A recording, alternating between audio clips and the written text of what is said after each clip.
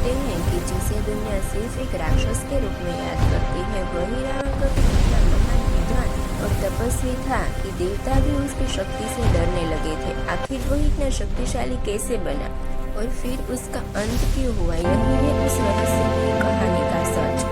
बहुत समय पहले स्वर्णमयी नगरी लंका में एक बालक का जन्म हुआ। आगे चलकर यही बालक संसार में रावण के नाम से प्रसिद्ध हो।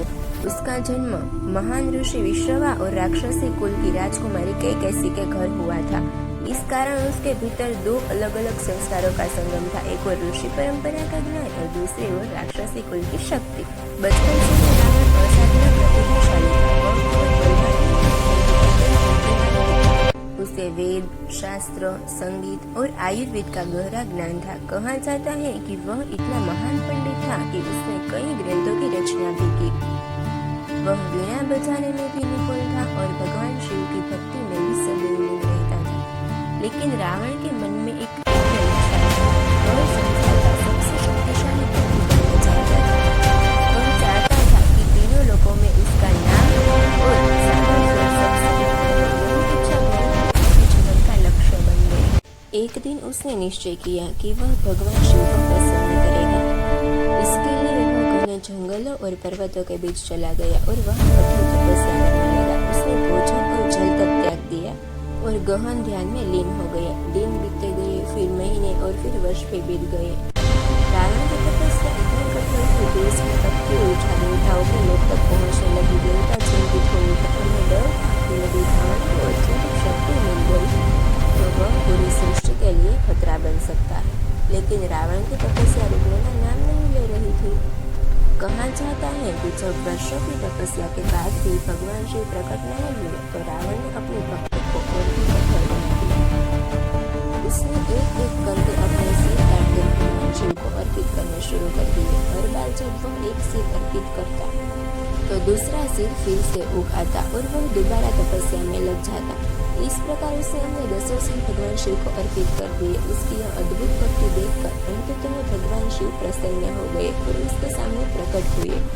भगवान शिव ने कहा, रावण, तुम्हारी भक्ति और तपस्या से मैं प्रसन्न हूँ। मांगो, तुम्हें क्या वरदान चाहिए?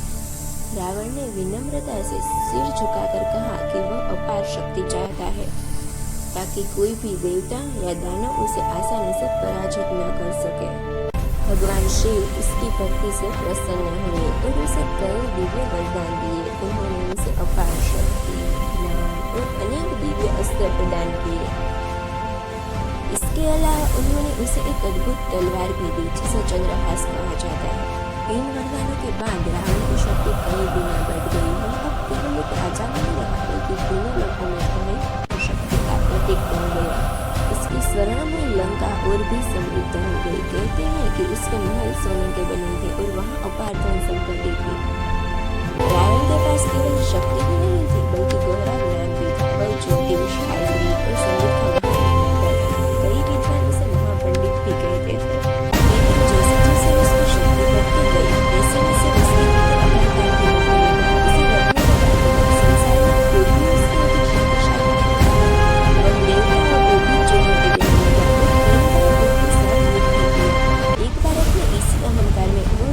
शिव के निवास कैलाश पर्वत तक पहुंच गया। वहां उसने अपने बल का प्रदर्शन करने के लिए पूरा पर्वत उठाने की कोशिश की।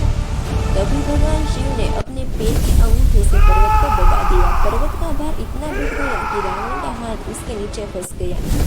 भयंकर पीड़ा से रावण चीखने लगा। उस पीड़ा और संकट के समय रावण ने भगवान शिव की स्तुति करनी शुरू की। इसी समय उसने महान स्तुति शिव तांडव स्रोत का गान किया। जतविकलज्जल प्रवाह पवितस्थले गलेवलंब्य लंबितं भुजंगनुगमन्दमद्दमद्दमनिन विलसितं जतकटहे चकार। रावण की इस अद्भुत भक्ति और स्तुति से भगवान शिव अत्यंत प्रसन्न हुए। उन्होंने पर्वत का भार हटा दिया और रावण को मुक्त कर दिया। लेकिन समय के साथ रावण का अहंकार फिर बढ़ता गया। अंततः उसी अहंकार ने उसे एक बड़ी भूल करने पर मजबूर कर दिया। उसने अयोध्या छोड़ दो हरण कर लिया। यही घटना छोड़ दो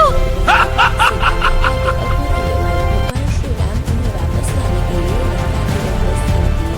उनके साथ वानरों की विशाल सेना थी जिसे महान भक्त हनुमान भी थे। लंका में एक भयंकर युद्ध हुआ जिसे इतिहास में यह युद्ध कई दिनों तक चला। रावण की शक्ति और युद्ध कौशल अद्भुत था, लेकिन उसके सामने धर्म और सत्य की शक्ति खड़ी थी। अंततः भगवान श्री राम और रावण के बीच अंतिम युद्ध हुआ। रावण ने पूरी शक्ति से युद्ध किया, लेकिन उसके अहंकार और अधर्म के कारण उसकी हार निश्चित थी। भगवान राम के दिव्य बाण ने अंत में रावण का वध कर दिया। इस प्रकार महान और शक्तिशाली राजा जब तपस्या